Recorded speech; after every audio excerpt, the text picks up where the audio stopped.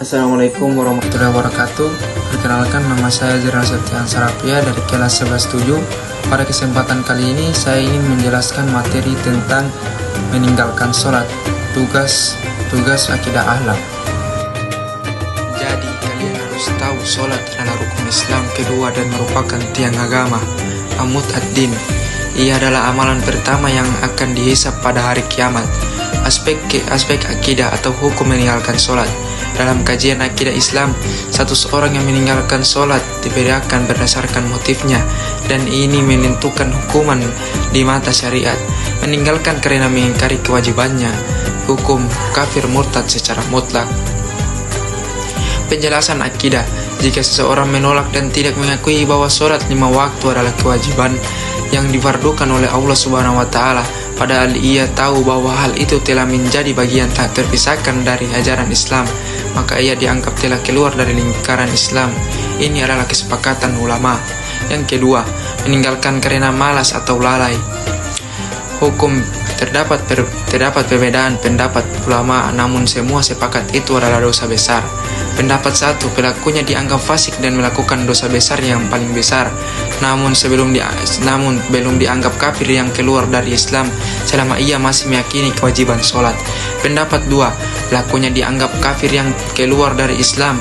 Mereka berpegang pada hadis perjanjian yang memisahkan antara kami dan mereka orang kafir adalah sholat. Barang siapa meninggalkannya maka ia telah kafir. Hadis riwayat Tirmizi, An-Nasai.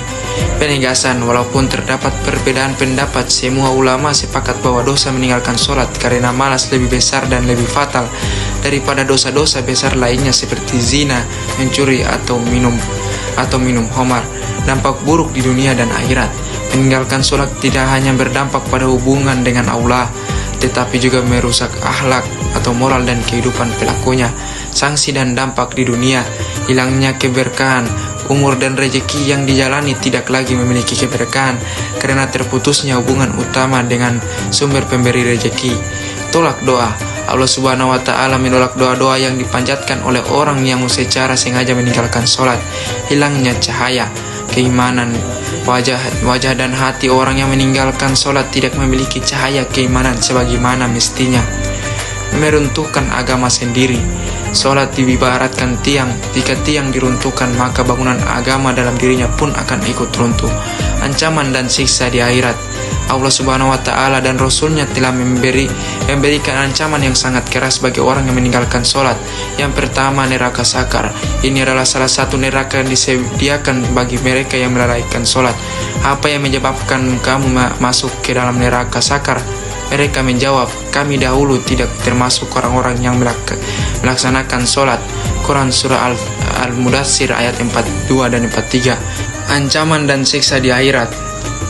Allah Subhanahu wa Ta'ala dan Rasulnya telah memberikan ancaman yang sangat keras bagi orang yang meninggalkan sholat. 1. Neraka sakar. Ini adalah salah satu neraka yang disediakan bagi mereka yang melalaikan sholat.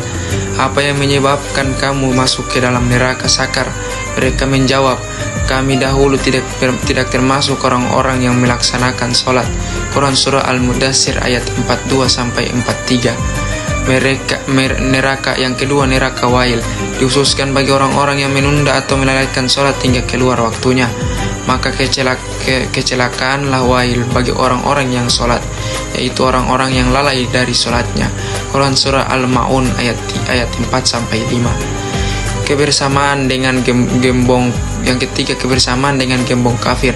Orang yang meninggalkan sholat akan dikumpul bersama orang-orang kafir terkemuka di hari kiamat seperti Fir'aun, Haman, Karun, dan Ubay bin Khalaf, pemimpin orang kafir Makkah.